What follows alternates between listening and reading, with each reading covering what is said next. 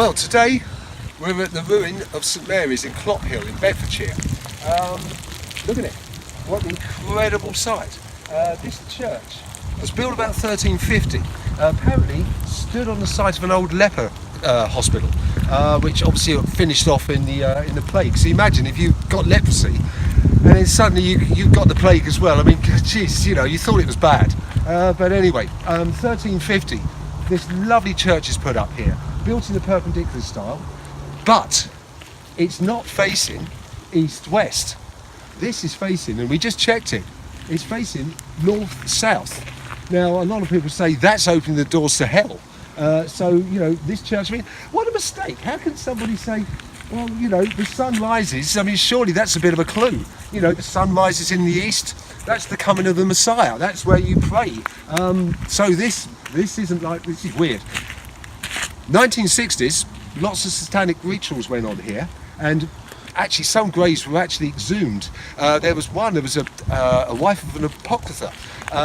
Her body was removed and her bones were actually arranged in the nave in some sort of ritualistic way. So, whoa. And after that, in the 70s, they moved all the gravestones all around the edge of the graveyard, so that basically you couldn't mark out where the bodies were. Whoa, God, you know, this is really weird. Let's go into the church itself. Now, we did check, actually, the north and south and the alignment here, and it only works outside. We went into the church, the compasses just froze. Weird. I mean, just the perfect day, middle of December, it's gloomy. A little while ago, about an hour ago, it was really misty, but sadly we got here a bit too late. Let's go into here. We've got a classic Tudor arch here, and into the nave. The chancel, which is pulled down, went that way. Look at this. Look, it's wonderful. Look up here. So they've actually, there's a modern staircase up there. We can't actually get to it, sadly, but whoa, fantastic. Look at this. Apparently in the 60s, down in the nave here, a coffin was found, and the body was that of a lady called Sophie. And she is one of the haunted ghosts that apparently has been spotted by a lot of people that walk their dogs late in the evening. Another apparition of a chap called George, who was an aircraft technician in the First World War, is seen looking at these gravestones to see if he could find one of his friends that died during the First World War. Amazing. What else have we got here then? Two wonderful, great 14th century windows. As I say, these would have been stripped into sort of 5 lancet windows. Wonderful. It's actually all been capped at the top here, so I mean they could never actually put a new roof on this, but at least it is a conserved ruin to the glory of God. Well, I don't know if he's too happy about that. You know, I mean, look, we're looking out north. Now, look at this circular cross. That's really nice. It's so strange actually being in a church without a roof, and with not the sort of pacinas and all the bits and bobs. Ah, look, there's another one here, another one of these circular crosses, and the cameraman's just pointed out yet another one here.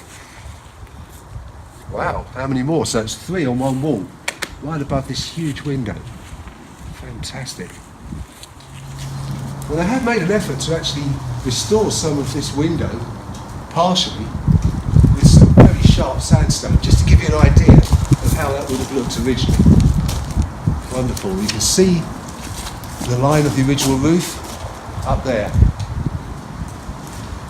So this is where the chancel would have been here, but it's absolutely wonderful. You can see that they've done some repairs on this face. Let's go down this side. See what we've got. Look at this. Looking into the nave. Apparently, that's where Sophie's coffin was found. So it must have been a real mess in here. There's a tiny little door there. Look at that. Isn't it wonderful? You can see where all the bars would have been to have made this wonderful stained glass window. And actually, up there, there's some Roman tiles. Always see that. So there must have been a Roman building around here at some point. That had been robbed out. Wouldn't be surprised if a lot of this sandstone will come from here as well. Now let's go and have a look at some of these graves. Let's see if we can find Sophie's tomb, or at least her headstone. All these would have been around here. They were all moved to stop people from grave robbing. Where's Sophie? Oh, we've got one here. Here we go. Now this is Catherine Ann Pete, who died July the 21st, 1923. Aged 89. I mean, it commands such a beautiful view. I mean, it is on a hill, and then it goes down into the valley, and then up on the hill onto the main town. So, of course, this church fell out of use apparently in about the 1870s when they built the new St Mary's in the actual town itself. William Masters, 1890. Who was he? Look, a headless snowman. How spooky. Suzanne Collick. No Sophie. Oh, these are a lovely find. Mushrooms. Beautiful. Look at those. They don't look very edible because they've got white spores on the other side. If you ever fancy wild mushrooms, make sure that the spores are brown. And then ask somebody, because they can still be dodgy. You're okay with the puffball though? If you want to know how to cook one, check out my video. You know, I know we know the story, so yes, it feels a bit creepy. But then, you know, it's we visited many churches, and there is always that feeling of the past, and it's very strong here. It's a wonderful place, a really amazing place. I mean, look at that.